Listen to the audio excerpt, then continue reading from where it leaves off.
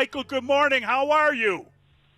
Man, I need that intro, man. I need that intro. That intro, listen, when I go in to negotiate with the NFL or ESPN, I want to play that intro. And then I come in and say, let's talk some numbers. You know what I'm saying? Hey, what's up, man? How you guys doing, man? How are you guys? I'm doing well.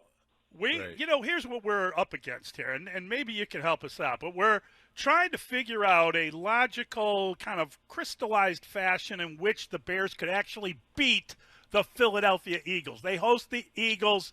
They want to help your Cowboys. They just That's all I'm talking about, man. Yeah, can't figure it out. How do you do it?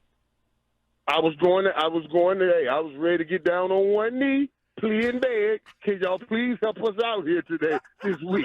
Help us out. Hey, when the coach played him a couple of weeks ago, everybody was so upset that Jeff Saturday had got the head coaching job. You know, all the black people were like, wait a minute, what about the African-American head coach? I said, that's wrong. It's just a shame. They shouldn't get around the Rooney Rule like that. But Jeff Saturday, if you can beat the Eagles, I'll forgive you. I'll forgive you. At the risk of losing all my blackness, I'll forgive you. I need you to beat those Eagles. And I'm telling Chicago, I need you to beat those Eagles to give us a shot. And you got a shot. Let me tell you, let me give you this hope line. You have the most dangerous, unpredictable skill set in your locker room.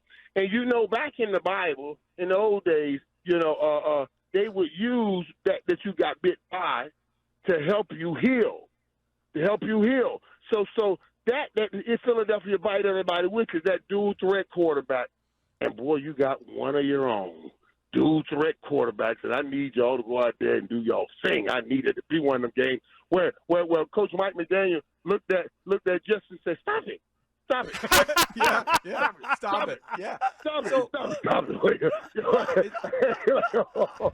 It's great stuff, Michael. So can Justin Fields then do for the Bears what Jalen Hurts has done for the Eagles? Do you see a day next year, maybe 2 years, do you see that similar track being taken by Justin Fields and the Bears? There's absolutely that possibility. You better believe it is. And Justin Fields has shown that this year. Coming in there, you know what I mean, there are a lot of people saying a lot of things and talking about, okay, where would this kid go and what's his next year going to be like? You know, he has made great strides. You know, and now it's important and imperative to do what the Eagles have done. You see, you get it. They did what they needed to do to put who they had to put around him. You know, even Michael Parsons right now, people are talking about what he talked about because he said, is it Jalen Hurts or the team around him? Now, you can't take away what Jalen Hurts has done, but you also can't take away what the team around him has what they put around him also, and you got to do the same thing around Justin Fields. When I think about the Bears' chances against, and I'll say this, it has given you patience now.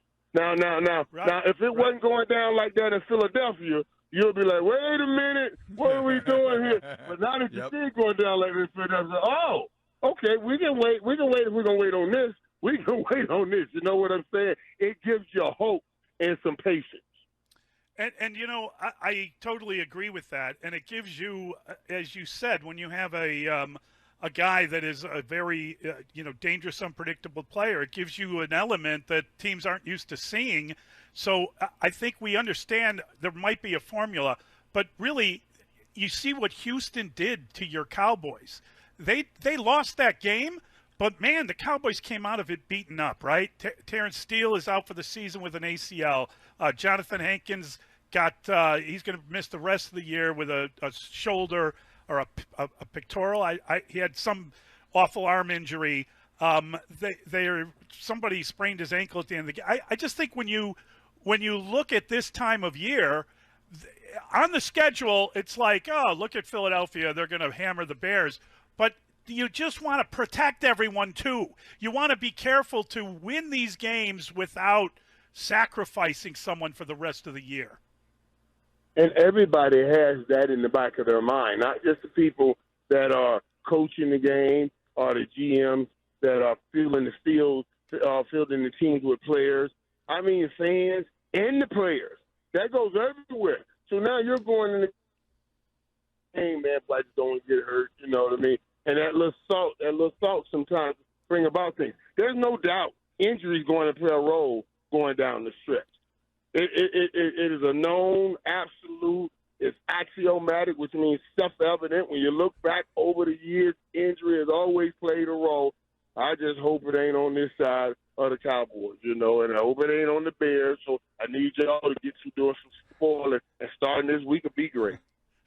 Michael, I've wanted to ask you this since it happened. Deion Sanders goes to Colorado to become the head coach. Primetime goes to college football. What do you think his chances for success are there? And would you ever be tempted to make a similar path from the broadcast booth, as much as we love what you do there, get into coaching and to run your own program? Now, I got you breaking up, but I get the gist of what you're saying. I want to make sure I'm not breaking up on to you guys. You guys can't hear me, right? We can. Yep. We got you. Yep. Okay, great. And it's a great question, man, because when Deion called me the other day, you know, after he accepted the job, you know, we had already texted back and forth saying, you know, back and forth at the time, you know, God put you in that position now. He put you in that position for a purpose. You know, he said, yes, I did. Yes, he did, Mike. We've always believed that, you know, and then when Colorado came, I said, now listen. And he said, you know, Peter, it's not about the bag. I said, Ty, it's not about the bag. But when God gives you a divine vision, he has to make sure he gives you provision for the vision. So Colorado coming with a big old bag, that's a little provision for that vision you got. You know what I'm saying? That's a little provision. You're going to need that provision for the vision you got. And this vision is ultimately helping young men. Now, let me say this, man. Let me say this because we try to eat off both sides. You know, we can't do that. We come down on Deion for leaving Jackson State, and then we come down on everybody for not giving African Americans a opportunity at the head coach. You know, Colorado said, okay, here's an opportunity at a guy that, you know, that's a big step up. It's a big step up. And then we get mad at Deion for taking the opportunity and leaving. No doubt Colorado's a big step up. And I tell people this. I say, y'all don't know Deion, man. You know, y'all think Deion going to just go up here in Colorado and hide away? Oh, trust me. Deion finna go in here and get to Colorado. He's going to build it up, get it up. Them folks going to give him all the money. He's going to go into some of them hellhole ghettos and get some of them brothers and tell them, I got a heaven for you in Colorado. That's going to be for you. Going to be a little cold, but we're going to have the state-of-the-art everything. He's going to build him a brother heaven in Colorado. I guarantee you. I'm very curious, Michael, when you see the Cowboys sign T.Y. Hilton as opposed to OBJ, and I guess Jerry was asked about it, and he said, you know, and he never really puts limits on anything, but he said that basically OBJ not a possibility, and you could put an exclamation point on it. What you know, why go that route? And is it because Beckham's just hurt? And is that what they learned by the visit and all the whining and dining? Yeah, and I think what it was, and smart by Odell's people, since they had some momentum there to try to see if we can swoop dupe and grab a deal, you know, and say, hey, we'll give you a little something this year if you give us a big something next year, and tell OBJ to hustle back and get healthy. But if you can't get healthy, then those things go out the window. And Jerry is saying, listen, I need some help now. You know, so it goes down to sign T.Y. Hilton for this stretch, and he is going to need some help for this stretch. I'll have T.Y. Hilton on my podcast today, so I can't wait to talk to him about it. You know what I mean? But absolutely, we needed the help. They needed the help right now going down the stretch. You see every team basically, even Buffalo, they went and signed Cole Beasley back. You know, hey, come on back, Cole. We need you now. Ain't nobody talking about those anti-vaccination stuff anymore. We'll let you back in the locker room. Before we could have it, but right now you're good. Come on back, try to catch the ball. You see what I'm saying? Yeah, so everybody's they're getting it ready for the stretch.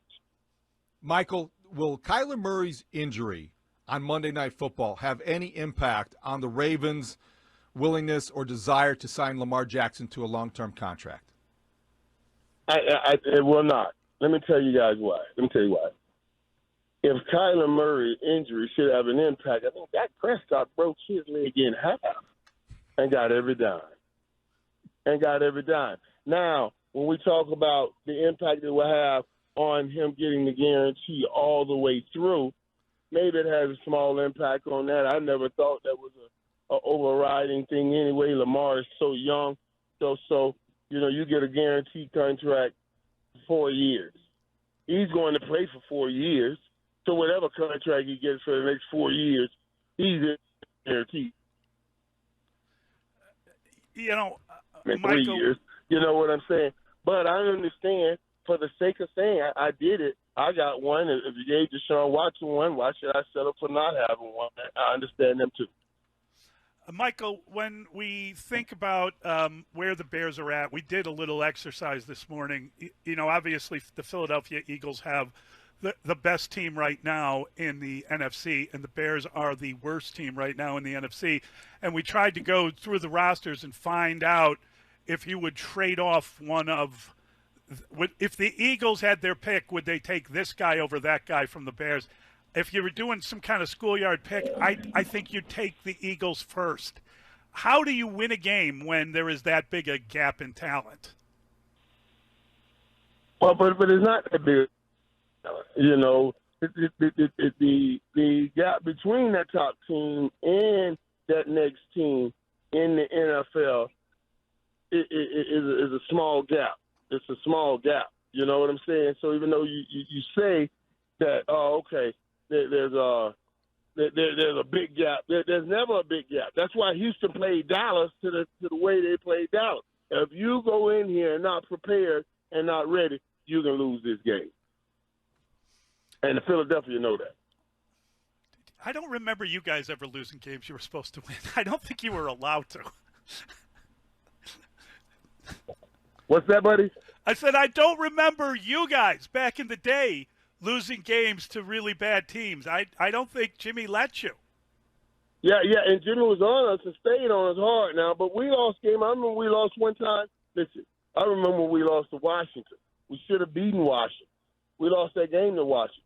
And on the way back, Jimmy was, that little poor lady was trying to serve us on the airplane. She was just trying to bring that food on out and serve us. And Jimmy was so hot, he looked like, you put that food away. If they were hungry, they should have ate on the football field. So we didn't get to eat the whole ride back. Dude, every time we played, right, we at the end of the game, I come in the huddle, the tight game against teams that we know we should be beating. I said, dude, come on, y'all. What's up, man? Are we going to eat or not? Are we going to eat or not? Are we going to eat on this play? Let's win this. You know what I'm saying? Jimmy made it miserable to lose the teams that were less than you. He made it miserable. That's the one thing that I don't know if you can even do in this lifetime with these kids now, with these athletes now. You make it miserable when you lose, and so nobody wants to come back past that mountain again. That was one of Jimmy's techniques. I wish they could still use that. Michael, you're the best. What a joy to talk to you. Thanks, man.